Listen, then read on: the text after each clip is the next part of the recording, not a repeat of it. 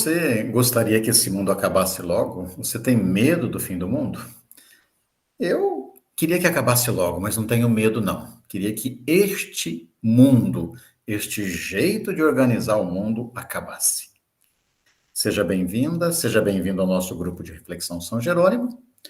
O evangelho que somos convidadas e convidados a refletir hoje é extraído do Evangelho de Marcos, capítulo 13, versículos 24 a 32. Vamos ler junto o texto e conversar um pouquinho sobre ele.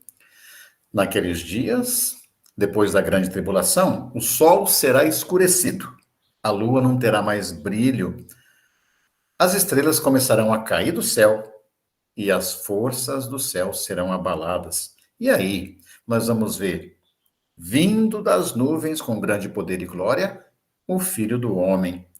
Ele também vai enviar seus anjos aos quatro cantos da terra e vai reunir as pessoas eleitas por Deus, de uma extremidade à outra. E olha que bonito, olha que mudança, olha que bonito.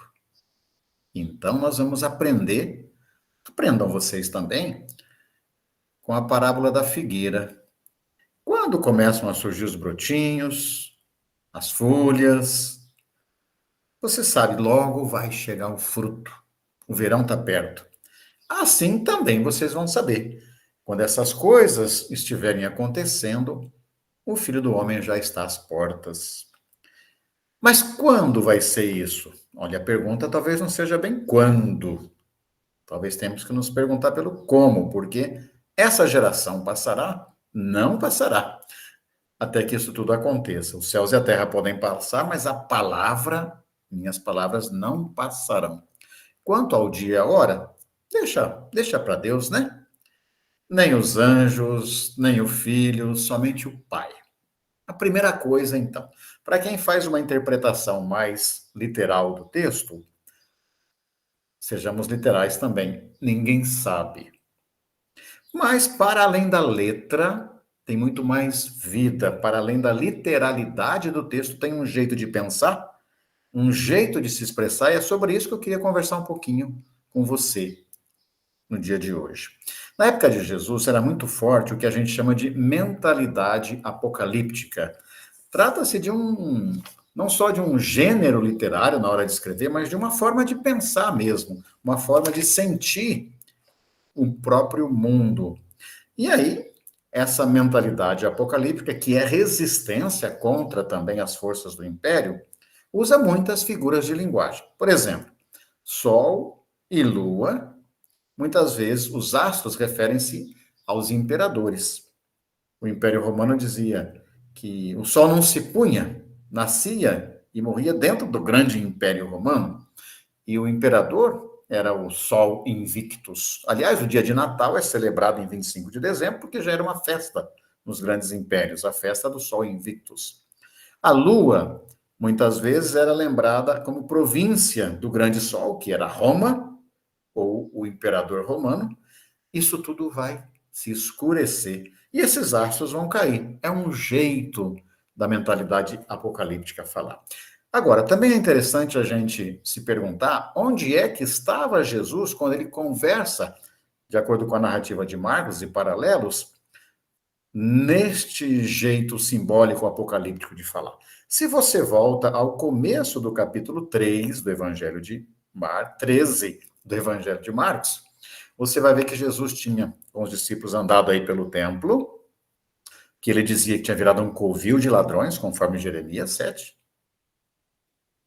Mas ele saiu do templo, subiu no outro monte, o Monte das Oliveiras, e lá do Monte das Oliveiras olhavam a suntuosidade do templo, e os discípulos ficavam encantados, como se você estivesse diante de uma grande catedral, muitas vezes sem perguntar quantas pessoas escravizadas estiveram trabalhando, sofrendo na construção dessa catedral, no 7-0, 7 dias sem descanso. E Jesus, olha, vocês estão olhando isso por quê? Não vai ficar pedra sobre pedra disso, não. A estrutura da religião do templo não agrada a Jesus. Não vai ficar pedra sobre pedra. E isso, de fato, no ano 70 depois de Cristo, época em que está sendo escrito o Evangelho de Marcos, Aconteceu, o templo está sendo destruído pelo ainda sol Império Romano, que um dia também vai cair. Quando é que a gente quer, então, que esse mundo acabe? A pergunta não é quando, não. É como. E qual mundo que a gente quer que acabe? Qual mundo? O mundo do egoísmo, da extrema violência, da manipulação da religião, de um mundo que enxerga o lucro acima de tudo, que incendeia o planeta, que não dá à pessoa a dignidade do descanso, que acha que é normal trabalhar 6 dias, descansar um dia para trabalhar de novo. No caso de vocês, mulheres, trabalhar 7 dias, não é o 6 por 1, é o 7-0, né? Sem direito a descanso. Esse mundo normalizado ou normatizado pelo capital tem que acabar. Esse sim nós queremos que seja o quanto antes.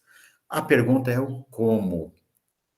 Como nós podemos fazer para que o Filho do Homem venha sobre as nuvens? E quando, de que forma que o Filho do Homem vai habitar em nós? Com certeza não é através do medo.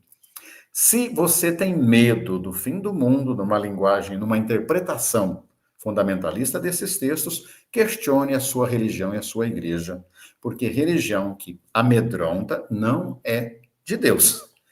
Quem tem medo, Deus não é medo, Deus é amor.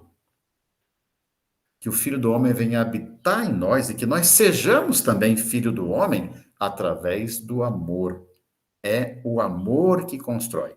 A nossa religião não pode ser a religião da ausência da graça, do medo, da catástrofe. Se a gente, depois das tribulações, não aprendeu da tribulação da pandemia, da tribulação das enchentes, se a gente não aprendeu, o Filho do Homem não está vindo.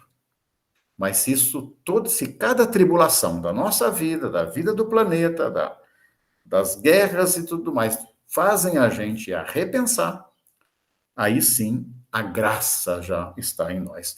Que esteja em nós a religião da graça, da esperança, do amor de quem põe a mão na massa, para que este mundo acabe, mas que para que nasça um novo mundo, fruto do broto que a gente pode regar. Amém.